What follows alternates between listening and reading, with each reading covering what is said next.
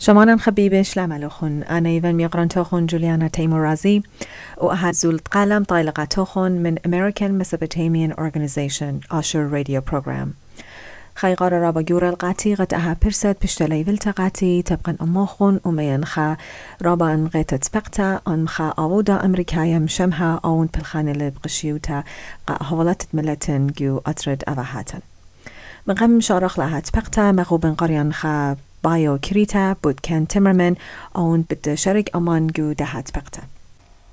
Ken Timmerman is a nationally recognized investigative reporter and an international religious freedom guardian. Timmerman is a recognized authority on defense and intelligence issues and has testified as an expert witness in terrorism trials in U.S. federal courts and before Congress. For his work in exposing the Islamic Republic of Iran's nuclear weapons program, he was nominated for the 2006 Nobel Peace Prize by former Swedish Deputy Prime Minister Per Ahlmark. He's an author of such books as Shakedown, Exposing the Real Jesse Jackson, Preachers of Hate, Islam and the War Against America, and his third novel, St. Peter's Bones, bears a witness to the persecuted church in Iraq. He's a journalist for the conservative online news agency Newsmax. Currently, he is running for Congress in Maryland in the 8th District on May 3rd primaries. He plans to defeat Nancy Pelosi's right-hand man, Representative Chris Van Hollen, in the 8th District of Maryland. Before we begin the interview, I would like to bring a quote from Ken. He says, quote, "I believe I have been called to bring a greater awareness to Americans of the plight of the Iraqi Christian refugees driven from their homes by the recent war," end quote. Ladies and gentlemen, I'm very excited and very honored to present to you a warrior who has made the plight of the Assyrian Christians of Iraq his own. Ken, welcome to the American Mesopotamian Organization's Ashur Radio program. How are you? I'm doing great. Thank you for having me on, Juliana. It's a pleasure. It's an honor. It's an honor for me. Ken, you and I, along with the members of the American Mesopotamian Organization, have worked together in the past, and you've been a beacon of light for us in D.C., and we look forward to continue working with you. I appreciate that. Congratulations on this new endeavor. It's really exciting. But before we delve into that, I'd like to talk to you about your extensive work in Iran and Iraq. First of all, you have extensively worked in Iraq, and you're working on an important project also related to Iran, to Iranian freedom. Could you tell us a little bit about what brought you to be interested in working in the Middle East? Well, that's a long story, Juliana, but let me take a crack at it. Many years ago, at the time of the Iranian Revolution, I was living in France, just starting off as a young reporter, and witnessing the revolution taking place in Iran. We were seeing, first of all, Ayatollah Khomeini, who was there in exile, and then once he went back to Iran, the first wave of exiles from the new Islamic tyranny started coming to Iran. So I began interviewing those new refugees, people who had fled the Islamic Republic of Iran for freedom. They understood very early on what Islamic government was all about, and they didn't like it. So starting there, I went to Lebanon in 1982, the first time as a war correspondent to cover the war in the summer of 1982. That was truly a formative experience, I must say. I went in there with a kind of liberal European worldview, thinking that the Israelis were doing horrible things to the Palestinians. And when I saw what was going on the ground, it completely changed me, completely changed my worldview, completely changed my understanding of the Middle East and everything else. And since then, I've understood that Israel is an embattled nation. It is the homeland of the Jewish people, but they are fighting a war of survival against very hostile neighbors. And the media here in the West in particular constantly falsifies information, falsely reports, misreports. A recent example of that, I was in Israel for the 2006 war in Lebanon. And the media here in this country was saying that the Israelis were committing aggression in Lebanon. I was sitting in a bunker with then opposition leader Bibi Netanyahu up in Kiryat Shmona in the northern part of Israel, with Hezbollah rockets crashing down all around us. And at that very moment, Representative Chris Van Hollen, who's the man I'm running against in the Maryland's 8th District this fall, he was writing a letter to the Secretary of State demanding that she put pressure on Israel to stop their indiscriminate bombing of Lebanese civilians. And I can tell you, the only indiscriminate bombing going on was ordered by Iran, carried out by Hezbollah, and the victims were Israeli civilians. So if you wish, in a nutshell, that long involvement with the Middle East has led me more recently, the past 4 years, to spend a lot of time in the Nineveh Plain in northern Iraq, and to learn about and try to help Iraqi Christians. And with the current situation is making us really nervous between Iran and Israel. I don't know if you've seen this headline yet today, but the officials in Azerbaijan have arrested 22 people suspected of plotting attacks on the American and Israeli embassies in Baku, in the capital city, on behalf of Iranian regime. Also, Iran is rejecting the allegations that it has attempted to clean up radioactive traces left by the testing of the nuclear weapon in a military base. How do you see the Israeli-Iranian conflict, and what do you want to see America's role to be in the midst of all this? Well, first of all, we need to understand that President Obama had a golden opportunity in June of 2009 to help the Iranian people, and he blew it. 3 million people were on the streets following a failed and pathetic excuse for an election in Iran, demanding to have their votes counted and to see a free and fair election. And they were on the streets calling on the United States to help them. And they asked Mr. Obama, "Are you with us or are you against us?" And for 3 weeks, Obama said nothing. He remained silent. When he finally did comment 3 weeks later, he issued a statement which was devastating to the pro-freedom movement inside Iran. He said, "We will not, in the United States, get involved in this because we have a long and bad history of meddling in Iranian domestic affairs." And that basically told the mullahs that he was with them, not with the people in the streets. So this administration bears a great deal of responsibility, in my view, for the tensions that have been rising between Iran and not just Israel, but the rest of the world. Look, the problem is the insistence of the Islamic Republic of Iran to build nuclear weapons. Their insistence to continue funding groups like Hezbollah and Al-Qaeda, let's not forget that, and terrorist groups inside Iraq, including groups that are murdering Iraqi Christians. The problem is the Iranian regime's refusal to behave like an ordinary government, an ordinary regime. That is the real problem. We need to help the people of Iran and get rid of the regime, not offer these new negotiations that Obama is trying to offer. You are correct. Many of the Assyrian Christians in Iraq have been killed via the funding of the Iranians, and Israel is surrounded by Hamas in Palestine and Hezbollah in Lebanon, and now Muslim Brotherhood, which is very close to the Iranian government in Egypt. So these are really important times we're living in. In addition to this, I'd like to talk to you about your thoughts on our dependency on the foreign oil. And as you're running for Congress, what are your thoughts? What are your policies that you want to implement in regards to the natural resources that are here in the United States? Well, it's a very good point. I'm glad you asked that question, because we have tremendous natural resources, energy resources in this country, and we refuse to develop them. We are the only country on the planet that refuses to develop its natural resources. We have natural gas, enough reserves of natural gas to last us probably for 200 years. We have enough oil and shale oil to last for at least 100 years, and we're not exploiting them. The recent decisions by the Obama administration not to build the Keystone XL pipeline, that is keeping us buying 1 million barrels a day from Saudi Arabia. Why should we be sending our money to Saudi Arabia instead of buying oil from Canada? The administration also refuses to drill offshore in Louisiana and Florida and Texas. That's another about 600,000 barrels a day. They refuse to exploit the resources in Anwar. Altogether, there's about a little over 2 million barrels a day of new oil, and this is not even counting natural gas, new oil that this administration refuses to exploit. Juliana, that amounts to about $80 billion a year. $80 billion a year that we're sending to the Saudis instead of investing here in American jobs. I think we can do an awful lot better. I think we have to lift the restrictions from the federal government so we can exploit oil, natural gas, shale oil, the whole gamut of what we have available while we invest in renewable energies. That's great. But you know, there's not enough wind in Washington to keep the generators going.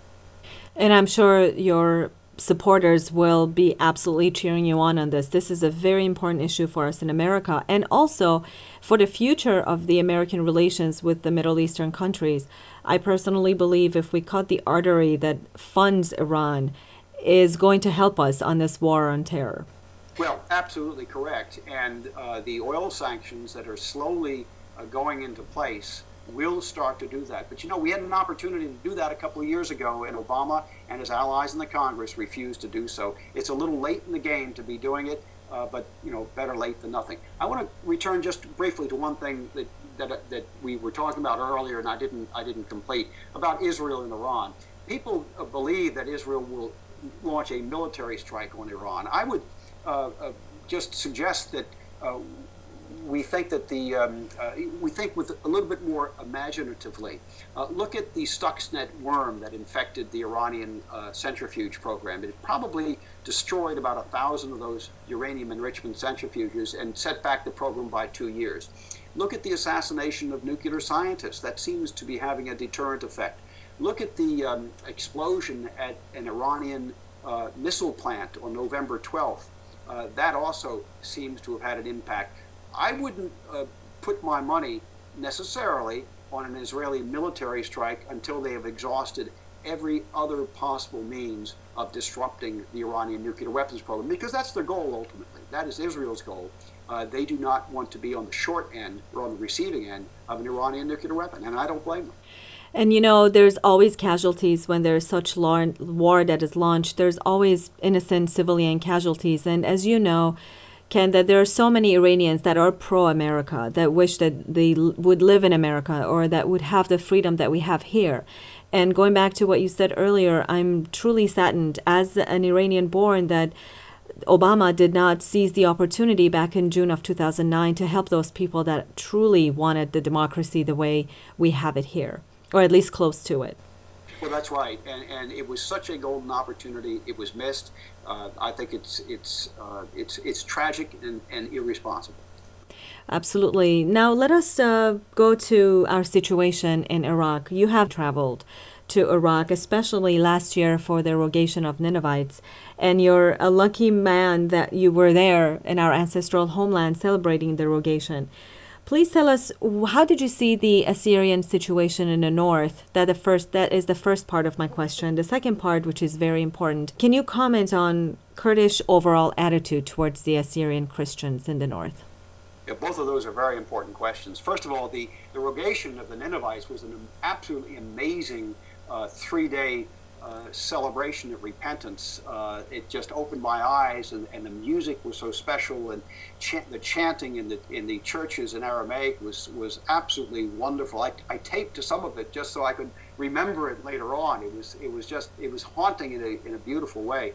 I was lucky enough to get into Mosul. I met the Archbishop of Mosul at the end of the 3-day rogation. And as we were talking in his office at the church in Mosul, a bomb went off near the university about 500 meters away. Just a reminder of how unsettled the situation remains. Iraqi Christians in the north are fighting for their survival. They're being driven out by persecution, religious persecution from the jihadi Muslims, but they're also being choked by a kind of economic stranglehold from the Kurds. You talk to Kurdish leaders, and I've done that both in Erbil and elsewhere, and they'll say, well, we want to have the Christians as part of Kurdistan. What they fail to understand is that the Chaldean, Assyrian, Syriac Christians in the Nineveh Plain don't want to be part of Kurdistan. They want to be part of their own autonomous province for the most part. So there is this intrinsic political tension between the Kurds and the Iraqi Christian population in the north. Making this even more complicated and dangerous is the fact that you have the Sunni Muslims in Mosul. one leader, Bassem Balo, in Tel Kaif, in the Nineveh Plain, said to me that we are the Christians are the meat in the sandwich between the Kurds and the Sunni Arabs. And that is all too true, and it's a tragic situation. It's a complicated and dangerous situation. It's made even more intriguing, if you wish, or there's more intrigue because of the possibility of discovering oil resources in the Nineveh Plain. So now you're going to have the Kurds and the Arabs trying to fight over oil resources in a Christian homeland. So this is a complex situation.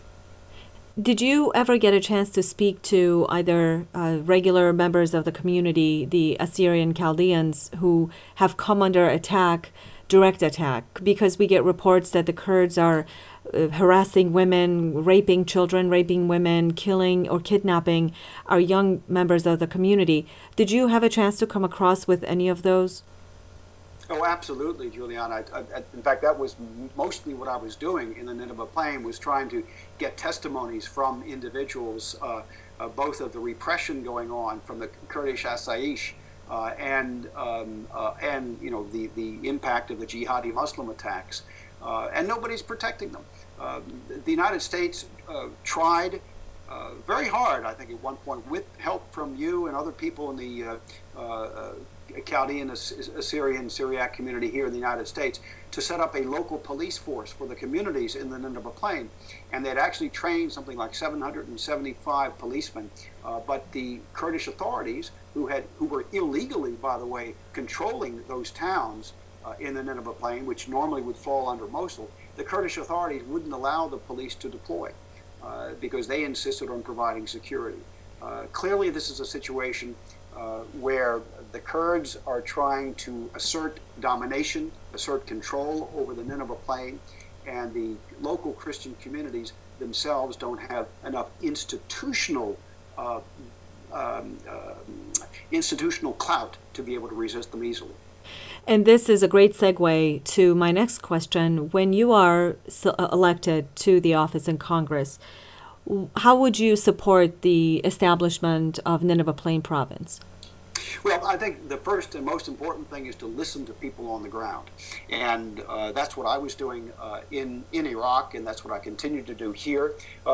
Okay, look, there's a lot of discussion, a lot of dispute. There's not agreement amongst all of the parties. But last year, there was tremendous progress. There were 16 of 19 Assyrian, Syriac, Chaldean parties that got together calling for an autonomous province in the Nineveh Plain. That seems to me to be the best pathway towards a future which will anchor Christians in northern Iraq instead of pushing them out. We need to anchor the population locally with jobs, with a prosperous economy, and with security. If you don't have those things, people will continue to leave. So I would continue to listen to Iraqi Christians. I would like to continue traveling into the Nineveh Plain on a regular basis to hear updates on what's going on. And I'd like to make sure that USAID money that's being spent or has been allocated for projects in the Christian areas actually gets spent there instead of gets siphoned off by some corrupt minister in the KRG. And it's incredibly important to have somebody in Congress who has traveled to Nineveh Plain Province, and to someone who absolutely understands to its essence, to its core, what our situation is and how complex it is. So we wish you all the best in your endeavors. As I understand, you have traveled also to Amman, and you've met with members of the American embassy there and talked about the refugee situation. Have you heard any updates about any improvements, possible improvements that the embassy has implemented for the Assyrian, Chaldean, Syriac refugees in Jordan? Well, first, Jordan has the largest urban refugee population in the world, and they are overwhelmingly Iraqi Christian from the Syrian, Assyrian, Chaldean community. I'll tell you one. It's almost comic if it weren't, if we weren't talking about such difficult circumstances for people who are living in dire poverty. But in one of my meetings, along with Father Keith Roderick and others with the U.S. ambassador in Amman, Jordan, he brought down one of his staffers who was supposed to be the expert on the Iraqi Christian communities in Amman, Jordan. And he said we were telling him about difficulties that people had had going to the United Nations to get visas, to get recommended as refugees to come to the United States or other countries for relocation. And he said, well, I haven't been hearing any of those stories. And so I turned to him and I said, well, you've got to be going to the Chaldean Patriarchy. That's where everybody is. He says, oh, Mr. Timmerman, it's not my job to go to church. Well, wow. First of all, that outraged me so much that I wrote a story for Newsmax about it, Newsmax right away, and then I put it into my novel St. Peter's Bones. So that there's a scene in St. Peter's Bones in the embassy very similar to what actually happened, where the guy says, "It's not my job to go to church." Now here's the kicker, Juliana, and this is what the funny part of it is that 2 weeks later, I was on the phone with Father Raymond Musali, who's the head of the Chaldean Church in Amman, Jordan. And he sent me pictures of the U.S. ambassador with his entire staff, including the guy who said it wasn't his job to go to church, going to church. Wow, you have a powerful tool in your hands, and that is writing, you being a journalist and writing for Newsmax and writing your fantastic books that you have. You are our voice in the American government, and we will support you all the way for you to get elected in Congress, because we're worried not only about our Nineveh Plain province also, or it's directly connected to the refugee situation in Amman, Jordan, and also in Syria. We are extremely worried about the Iraqi Christians in Syria that have fled atrocities in Iraq, and now they're being faced with another set of atrocities in Syria. What are your thoughts on that?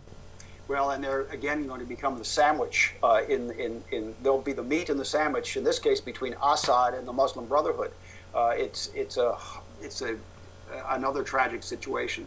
Look, the Christians all throughout the Middle East are under assault. They're under assault from Muslim jihadis who would like to drive non-Muslims out of the Middle East entirely. I think this is something that we need to wake up to in this country. In Congress, people have not paid attention to it, and they've engaged in this kind of politically correct rhetoric that talks about violent extremism instead of Muslim terrorism. And I think we have to call things by their proper names. We have been attacked on 9/11 and since then and before then by an ideology. It's called Sharia law. And the proponents of Sharia law have joined in with these terrorist organizations to attack the United States. Today, they are also attacking Christians in Egypt, the Coptic community. They are attacking Assyrian, Chaldean, and Syriacs in Iraq. They are attacking Christian refugees, as you just mentioned, in Damascus. So I think we have to be attentive to what is really going on here. That's one of the reasons I wrote St. Peter's Bones. It is a book about this struggle by Islam to get rid of the Christian populations in the Middle East. Speaking of St. Peter's Bones, this is a historical fiction. There was a sentence in the book which was incorrectly cited, and you were incorrectly, or you were misinformed about this, about Mar Binyamin, our patriarch. I'm very happy to hear that you have removed that sentence and you have corrected the error. Thank you for doing that. Please let the listeners know about what inspired you to write that book and why, and you briefly just now touched on why Americans need to wake up to the atrocities that are happening to the Christians in the Middle East. Tell us a little bit about the book. Yeah, well, let me just tell you about that specific incident, which is, in a way, it kind of shows you that copy editing is such a hard thing to do. I had 3 of my friends and Assyrian friends actually read the manuscript before it was published, and nobody noticed the error at that point. So as soon as it was pointed out to me, we did correct it, and now the Kindle edition and the print edition of the book reflect the corrected text.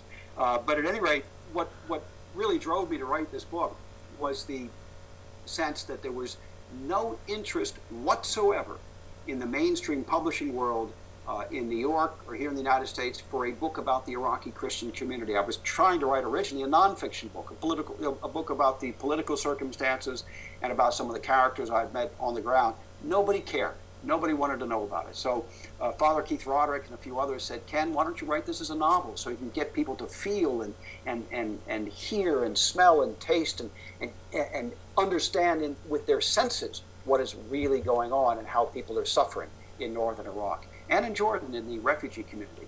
And so that's kind of the impetus behind St. Peter's Bones. It's to write a living book with real people, with real characters that you can agonize over. You can feel their suffering and feel from the inside what they're going through. The agony when one of their family members gets killed or when their church gets blown up.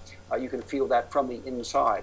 And I felt that was perhaps a more effective way of moving minds here in this country, of getting people to actually pay attention to the suffering of their brothers and sisters in Christ in northern Iraq and in Oman.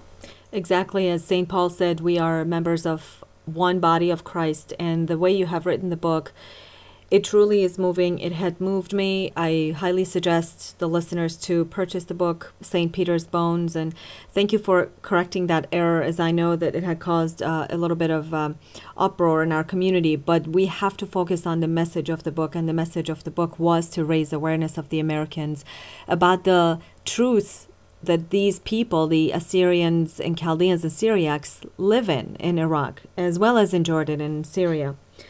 So you're running for Congress in District 8. Can you tell us exactly where District 8 is in Maryland? Well, our new district, the lines have been changed. It runs from the Washington, D.C. border. I like to say it starts in nuclear-free Tacoma Park, which is a very left-wing community, and then goes up on a thin stalk through Montgomery County and branches out in a mushroom cloud up in conservative, rural Republican Maryland, in Carroll County and Frederick County. It goes all the way up to the Pennsylvania border. So it's very long. It's about an hour and 30 minutes to drive from one end to the other end without traffic. But this is a national race because the incumbent in this district, Chris Van Hollen, is the acolyte of Nancy Pelosi. He's Nancy Pelosi's heir apparent in the Congress. He has got one of the most liberal voting records of anybody, even in the Democrat Party. So this is not a centrist, middle-of-the-road politician. This is a man who has really bought into the hard left agenda of the left wing of the Democrat Party. I think he's way out of step with the new district, and that's why I'm challenging him in this election. And how can we help you? How can we find more information about you and your campaign? Well, first go to timmermanforcongress.com, timmermanforcongress.com. That's the campaign website. You can learn about what's going on. Obviously, I need all the financial help I can get, and I appreciate the support that I've been getting from the community so far, and I want to thank the individuals who've been donating some of their hard-earned money to help me in this battle. Look, this is an insurgency.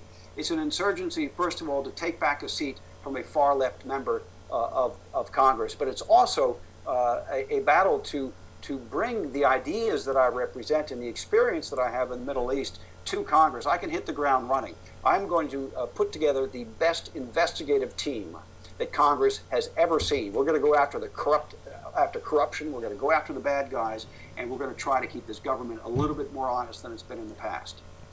And I believe because you're an investigative reporter, you will do just that. And I cannot emphasize how important it is to have you be our voice in Congress. We can also find you on Facebook and Twitter. Am I correct? That's right. And those links, don't ask me to give them to you, but they're accessible from timmermanforcongress.com. Fantastic. We will subscribe and we will stay up to date with what you're doing. I'm sure we will have other opportunities to have you give us an update about your progress.